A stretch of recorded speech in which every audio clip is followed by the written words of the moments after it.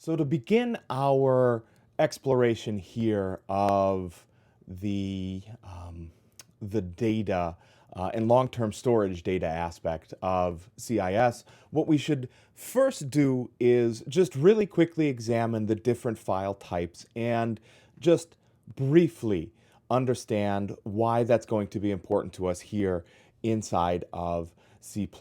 Now, this is 5.11. It starts on page 269. And what I'll say is each one of our different applications that we would use as far as, our business applications. So whether or not that's you're in the business of being educated, whether or not that's you're in the business of being a point of sale person right now, if you're in the business of some other business, the applications you use, you have grown accustomed to a certain file type that goes along with that. So when we are using word processing, for example, in a word processor, we are used to seeing a .docx. So that is a file type that is associated with Word. And as a matter of fact, whether or not you have a Chromebook, a Windows laptop, or a Mac, when you open a docx file, the system knows, oh, you must mean I want to open this in Word, and it goes ahead and does that, or whatever you have as far as a word processor that will open things in words. Same goes for like a JPEG. So when you double click on a JPEG, irrespective of your system, they're going to know what to do with it, right? So on a Mac, it's going to open in preview. On a Windows PC, it's going to open potentially in the image browser or preview, etc.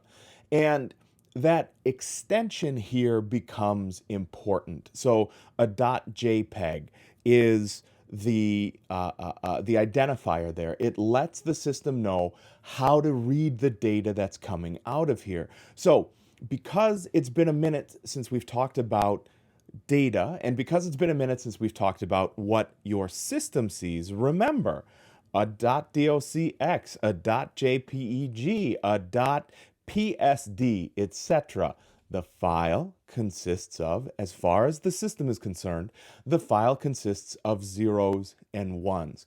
How it is we break those zeros and ones down is going to be application dependent. So if you've ever opened up, this doesn't happen so much anymore, so there's no real way for me to demonstrate this, I think, in a satisfactory way for some of you who have not seen our older systems in play.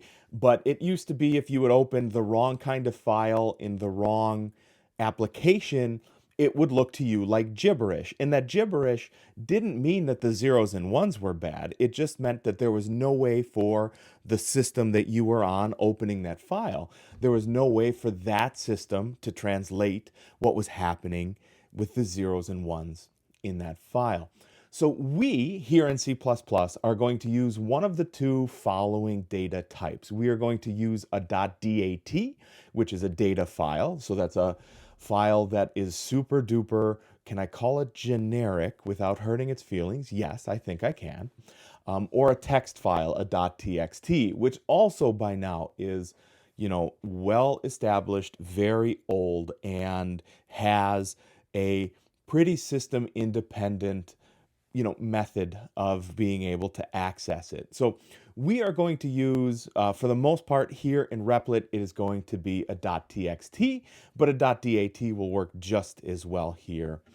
No problems there. So I'm going to, for me, it's scroll us down, and for you potentially with the textbook, it is turning to page 272 to enable our programs to be able to work with files. We need the fstream object. So this is another library that we are bringing in that we can include that has a ton of fantastic and worthwhile things that we don't need to have to rebuild. They are here in the system for us. Now, you'll notice that there is here, it's table 5-1 on 272. We have the two types of stream objects that we'll be using. There's the of stream, that's an output file stream. So that allows us to take data from our running program and put it into a file. The opposite side of that coin is the if stream. That's an input file stream. So that allows us to take data from the file and bring it in to, use within our application. So there is also the F stream, which allows you to do both. We will use here the of stream for writing to files, the if stream to get from files. There's reasons behind that, and you can see them here in the text. I won't go into this because this video is already becoming exceptionally long. So first and foremost, right here, it's at the top of your page. I am double checking on that. Yep, it's on the top of your page. We have to have that include of the F stream. So as we scroll down here, I just want to point this out. This is another one of those where I think it's best if we really go over the nitty-gritty of this in a code sample, which this is not. So we will, these are down payments. We will get the rest of this when we go through the code sample here shortly. So if stream becomes a data type for us, and you can see that here in the code sample in green in the middle of the page. So if stream there would be used like int, like double, like float, like char. What we're saying is we want to create a variable of type if stream, and we're going to call that variable input file. For the most part, the textbook stays with that. That's perfectly fine. There is no 100% convention that I could write for you on the front of a hat that would be, something that you could take to every shop. That doesn't happen. So for us, for this class, we will call it input file or in file. I know I shortened it one time in a code sample.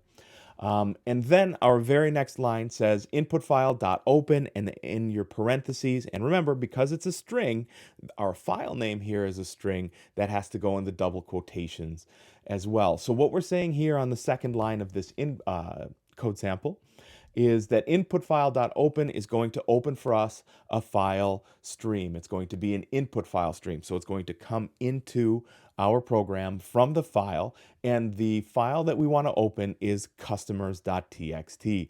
Yes, you do need to include the file type here because, again, C++ is not a high-level language. It's not a low-level language. It's right here in the middle. So it can use files in very different ways than things that we're accustomed to seeing in like Word, in Preview, in things like that. So we do have to specify the file type here. So we would see a .txt, a .dat, a .csv, etc.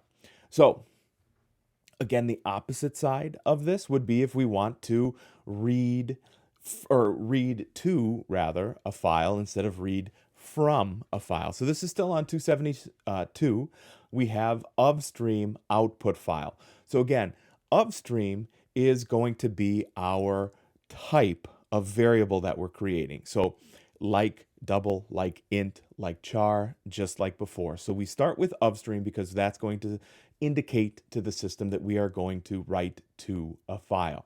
Next comes its variable name. So that here is output file. Remember again, no convention.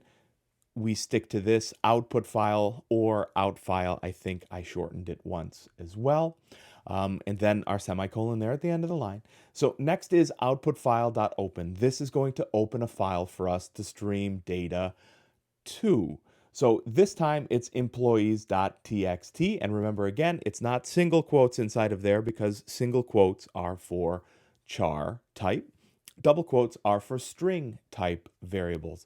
So that's how we would open a file for output from our system. So what we would be able to do is take data that we read in from potentially a user, take math that we do on the data that we read in from the user, and export it to a file in a meaningful way. So what I'm going to do is this. We have two code samples that follow this. I'm going to have you go meet me over at the code samples, and we'll walk through file operations in and out.